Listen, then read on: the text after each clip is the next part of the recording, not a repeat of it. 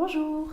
Alors aujourd'hui, pour vous accompagner dans votre chemin de résilience zen, je vous propose un exercice pour évacuer, libérer les tensions de colère. C'est vrai que de la colère, on peut en avoir, on en a tous. J'entends souvent dire « Oh, la colère, c'est pas bien, on ne faut pas être en colère. » Écoutez, c'est comme ça, hein. Il arrive qu'on soit en colère, notamment quand on vit des épreuves difficiles. Et puis, sans rentrer dans la politique ou la polémique, il y a de quoi faire en ce moment, à tous les niveaux. Alors la colère, bien sûr, elle peut être vue comme destructrice, mais c'est comme toute émotion, elle a quelque chose à nous dire, elle a quelque chose à transmettre de ce que nous vivons, de ce qui compte pour nous, peut-être même elle souhaite nous aider à bouger, à faire bouger les choses, à faire bouger les lignes à l'intérieur de nous ou à l'extérieur de nous, à faire respecter quelque chose que nous n'arrivons pas à faire respecter. Et souvent cette colère, c'est là où je voulais en venir aussi par cette dénonciation rapidement du fait qu'on puisse rejeter la colère. La colère, quand on cherche à l'étouffer, quand on cherche à ne, sous prétexte, quelque prétexte que ce soit prétexte d'être, prétexte légitime, hein, bien sûr, attention, je ne dénonce pas vraiment, je ne rejette personne, d'être dans un chemin spirituel ou de développement personnel et donc de rejeter l'idée de colère.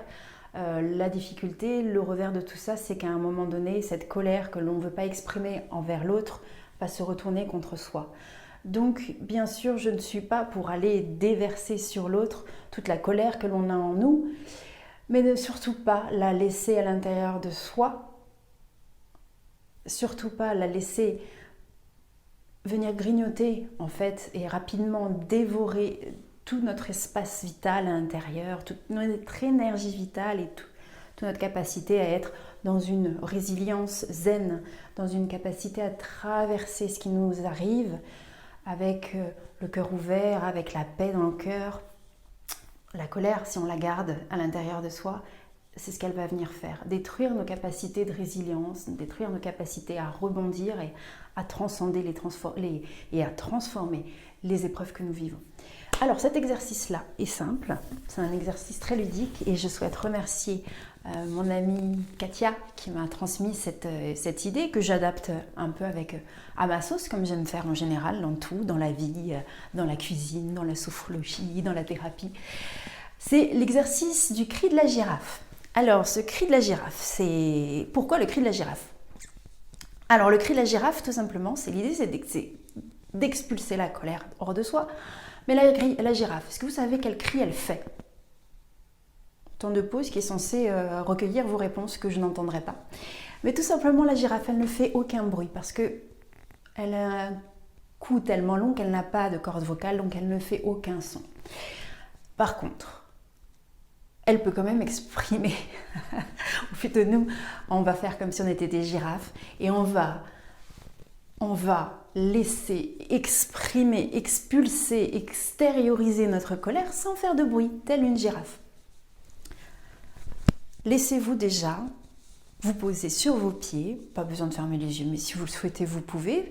Et l'idée, c'est d'être connecté à votre colère. Peut-être que là, ici et maintenant, tandis que nous faisons l'exercice, il n'y a pas de colère qui est présente, mais je suppose que vous pouvez très rapidement vous connecter, parce qu'aujourd'hui, il y a pléthore de sources de conflits, vous connecter à la colère. De toute façon, cet exercice est vraiment l'idée de pouvoir l'utiliser au moment où vous en avez besoin. Mais là, nous allons pratiquer ensemble. Donc, la colère est là, elle est à l'intérieur de vous. Et vous allez l'exprimer en criant le plus fort possible avec vos tripes, avec votre cœur, avec votre corps, avec vos cordes vocales éteintes. Ça va donner ça, par exemple. Voyez, ça peut...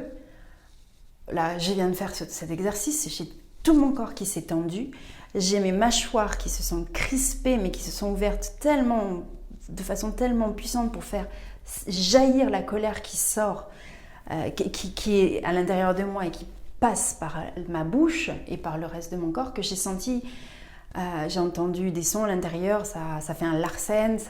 Donc l'idée, c'est vraiment d'évacuer de cette manière-là sans faire de bruit. C'est assez pratique parce que vous pouvez le faire n'importe où. Vous pouvez le faire, vous enfermer dans les toilettes et puis faire cet exercice sans générer une inquiétude ou un affolement. Alors, on va le faire, je vais le faire comme ça devant vous et je vais même le faire avec tout mon corps. J'ai pas assez de recul pour que vous puissiez voir l'ensemble de mon corps, mais vous allez voir que je suis aussi, je vais solliciter jusqu'au bout de mes pieds.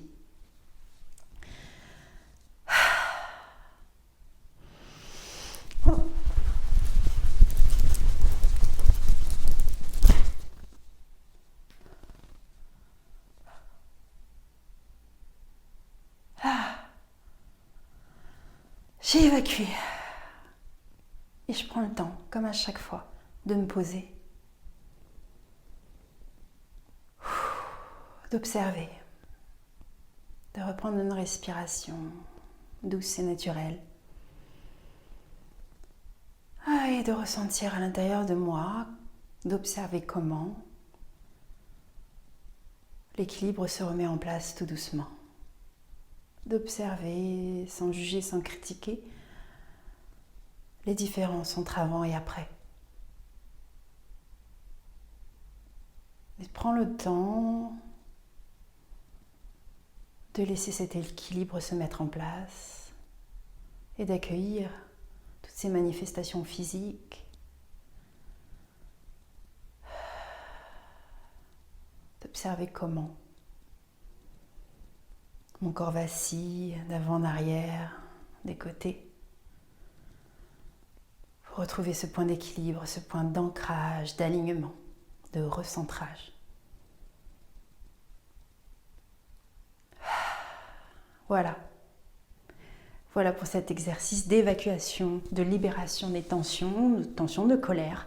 Je vous invite à faire ça le plus souvent possible, dès que vous en ressentez le besoin ou l'envie. Faites-vous plaisir, libérez pour continuer à être dans ce chemin de résilience et d'épanouissement. À très bientôt.